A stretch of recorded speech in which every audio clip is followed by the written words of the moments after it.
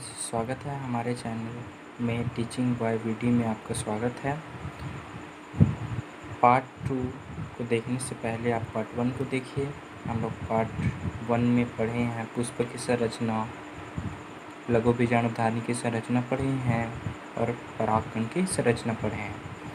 आप पार्ट 2 देख रहे हैं तो पार्ट 1 का लिंक आपको डिस्क्रिप्शन बॉक्स में मिल जाएगा।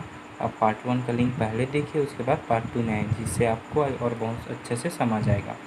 चलिए आज चैप्टर 2 पुष्पीय पादपों में लैंगिक प्रजनन sexual reproduction in flowering plants, जीव विज्ञान कक्षा 12वीं का चैप्टर 2 का लेसन है। चलिए स्टार्ट करते हैं। आज हम देखने वाले हैं भ्रूणकोश की संरचना। ठीक है, भ्रूणकोश की संरचना।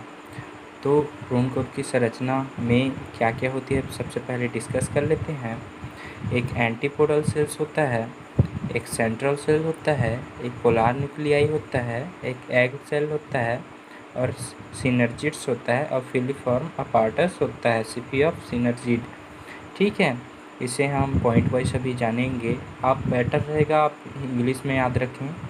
ठीक है, आप संरचना को बना के देखेंगे, प्रैक्टिस करेंगे, नोट से भी करेंगे अच्छे से, जिससे आपको बहुत अच्छे से समझ आएगा।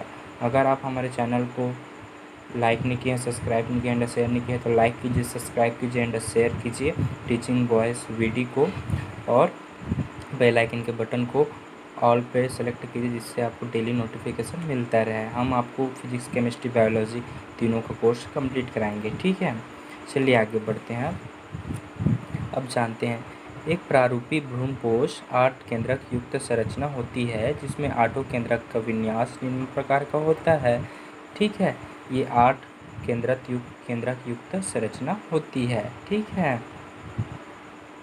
ठीक है जी, 1 2 3 4 5 6 7 8। ठीक है, चलिए अब आगे बढ़ते हैं। अब पहला क्या है जानते हैं, पॉइंट पहला पढ़ते हैं। बीजांड के माइक्रोपाइलर सिरों की ओर भ्रूणकोश के 2 केंद्रक पाए जाते हैं, जिन्हें सहायक कोशिका कहते हैं। ठीक है जी, सिनर्जिड्स। ठीक है, 2 सहायक कोशिका पाई जाती है, इसे ही हम सिनर्जिड्स कहते हैं। ठीक है, अब सहायक कोशिका क्या है जी? सिनर्जिड है, सिनर्जिड्स। ठीक है, सहायक कोशिकाओं सिनर्जिड्स, सिनर सेल्स के ठीक ऊपर एक और केंद्रक होता है जी। कैसे? सहायक कोशिकाओं के ठीक ऊपर एक और केंद्रक होता है। सिनर्जिड्स सेल्स के ऊपर एक और केंद्रक होती है, ऊपर एक और केंद्रक होता है, जिसे अंड कोशिका, एग न्यूक्लियस कहते हैं। यह मादा युग्मक की तरह कार्य करता है। देखिए, सिनर्जिड्स के ऊपर एक और केंद्रक होता है, जिसे अंड कोशिका या एग सेल कहते हैं, जो मादा युग्मक की तरह कार्य करती है। ठीक है, अब इसके बाद थर्ड पॉइंट पढ़ते हैं। भ्रूणकोश के चैलेजल सिरे पर 3 कोशिकाएं होती है, जिन्हें प्रतिमुख कोशिका ये एंटीपोडल सेल्स कहते हैं। भ्रूणकोश के चैलेजल सिरे पर 3 कोशिकाएं होती है, जिन्हें प्रतिमुख कोशिकाएं एंटीपोडल सेल्स कहते हैं। चलो देखते हैं प्रतिमुख कोशिकाएं किसे कहते हैं। इसे प्रतिमुख कोशिकाएं कहते हैं। ठीक है जी, जो चैलेजल के ऊपर 3 कोशिकाएं होती है, जिन्हें हम एंटीपोडल सेल्स कहते हैं, प्रतिमुख कोशिकाएं कहते हैं। ठीक है, चलिए आगे बढ़ते हैं। अब आगे क्या बता रहे हैं जी, आप अच्छे से नोट्स करते जाएंगे, आप बेस्ट से बेस्ट कर पाएंगे अपने बोर्ड एग्ज़ाम में।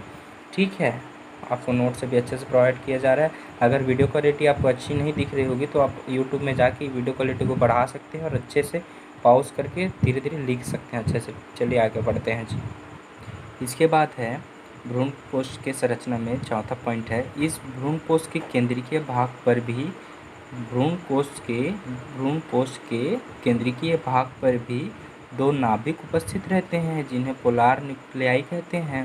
केंद्रक भाग में चलिए देखते हैं कहाँ पर होता है। ठीक है जी, यहाँ पर पोलार न्यूक्लियाई 2 केंद्रक उपस्थित होते हैं, जिन्हें पोलार न्यूक्लियाई कहते हैं। ठीक है, आपको समझ आया होगा। कमेंट बॉक्स में कमेंट कीजिए एंड लाइक एंड शेयर कीजिए। चलिए आगे बढ़ते हैं। अब आता है जायंग या गुरु बीजाणुधानी की संरचना। ठीक है, अब गुरु बीजाणुधानी जायंग, ठीक है, इसे चलो पढ़ते हैं। इसे बीजांड भी कहते हैं। ठीक है, इसकी संरचना में देखते हैं। चलो इसकी संरचना को जानते हैं, इसमें क्या क्या होता है। आप डायग्राम का प्रैक्टिस अच्छे से करेंगे। मैं आपको डायग्राम बनाना भी सिखाऊंगा, कैसे बनता है डायग्राम, ठीक है। चलिए, ये एक बीजांड की संरचना है जिसे जायांग या गुरु बीजाणुधानी की संरचना में आप बनाएंगे, ठीक है। ये बोर्ड पेपर के लिए बहुत इंपॉर्टेंट क्वेश्चन है, आप इसकी तैयारी अच्छे से कीजिए, मैं आपको बहुत अच्छे से समझाऊंगा, ठीक है। चलिए, इसमें एक चलाजा होता है, ये एम्बायरोसेक होता है, इनर इंटुगमेंट होता है, आउटर इंटुगमेंट होता है, हाइलम होता है, माइक्रोपाइल होता है, फ्यूनिकल होता है, ये प्लेसेंटा होता है, न्यूक्लियस होता है, सिनर्जिड्स होता है, एग होता है, सेकेंडरी न्यूक्लियस होता है और एंटीपोडल होता है, ठीक है। इसका चलो अब थ्योरी जानते हैं कि क्या क्या हमको लिखना होता है, क्या क्या इसको जानना होता है। अच्छे से देख लीजिए, अच्छे से बनाइए चित्र को, ठीक है, डायग्राम को। चलिए इसके बारे में अच्छे से और जानते हैं। बीजांड अंडाशय की दीवार से एक डंठल अथवा वृंत द्वारा जुड़ा रहता है, जिसे बीजांड वृंत फ्यूनिकल कहते हैं। चलिए देखते हैं भाई कहाँ पर होता है। बीजांड एक अंडाशय की दीवार से एक डंठल अथवा वृत्त द्वारा जुड़ी रहती है, जिसे हम फ्यूनिकल कहते हैं। फ्यूनिकल कहाँ, इससे जुड़ी रहती है, ठीक है जी। अब क्या बोल रहा है, इसे बीजांड वृत्त फ्यूनिकल कहते हैं। बीजांड वृत्त जिस स्थान पर बीजांड के शरीर के से जुड़ा रहता है वह स्थान नाभिका कहलाता है।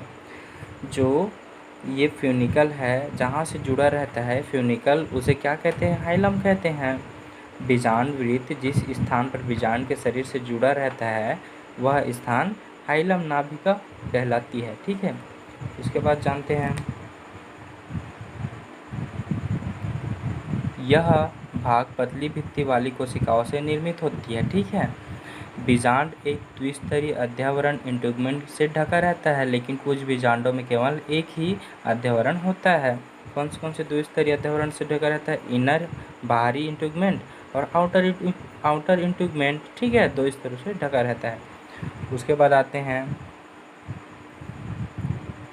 अध्यावरण बीजांड काय में पूर्णतः नहीं ढकते, ठीक है। अध्यावरण बीजांड काय को पूर्णतः नहीं ढकते, बल्कि कुछ भाग खुला ही रह जाता है, ठीक है। ये पूरा नहीं ढकते, देखिए यहाँ से इतना ही बस ढका रहता है, ठीक है जी, ठीक है। इनर इंटुगमेंट और आउटर इंटुगमेंट, ठीक है। अब चलो आगे जानते हैं। इस स्थान को बीजांड द्वार माइक्रोपाइल कहते हैं, ठीक है। इस स्थान को बीजांड द्वार माइक्रोपाइल कहते हैं, ठीक है। बीजांड द्वार को माइक्रोपाइल कहते हैं, ठीक है। चलिए अब आगे जानते हैं। बीजांड काय का आधारीय भाग निभाग कहलाता है। इसका जो आधारीय भाग होता है यहाँ, वो निभाग कहलाता है, चलाजा, ठीक है। उसके बाद जानते हैं, यहीं से अध्यावरण पैदा होते हैं। बीजांड द्वार की ओर मादा जन्यु के रूप में भ्रूणपोष एम्बायरोसेक पाया जाता है। भ्रूणपोष के अंड द्वार छोर की ओर 3 केंद्रक मिलते हैं, इनमें से एक अंडगोल व 2 सहायक कोशिकाएं बनाती है। निभागी छोर पर भ्रूणपोष से 3 प्रतिमुख कोशिकाएं एंटीपोडल और बीचों बीच द्वितीय केंद्रक पाया जाता है, ठीक है। ये अंड कोशिका है, ठीक है, ठीक है। आपको अच्छे से समझ आया होगा, आप नोट्स कीजिए, ठीक है। मैं और दिखा देता हूँ एक बार अच्छे से, आप अच्छे से पॉज करके अच्छे से वीडियो क्वालिटी बढ़ा के आप इसे नोट्स करेंगे और अपने एग्ज़ाम में बेटर से बेटर लिखेंगे। अगर किसी प्रकार का डाउट होता है तो आप पूछेंगे। Thank you. मेरा व्हाट्सअप नंबर है 9617626307, ओनली व्हाट्सअप। इसमें आप डाउट पूछ सकते हैं और मैं सॉल्यूशन दे सकता हूँ। मेरे चैनल टीचिंग बॉय वीडी को सब्सक्राइब कीजिए, लाइक कीजिए एंड शेयर कीजिए। अगर पार्ट 1 वीडियो नहीं देखा है तो पार्ट 1 वीडियो को डिस्क्रिप्शन बॉक्स में लिंक दिया गया है, जाके देखिए। उसके बाद पार्ट 2 में आइए और सब्सक्राइब, लाइक एंड शेयर कीजिए, आपको बेस्ट से बेस्ट मार्क्स आएगा, ठीक है। Thank you.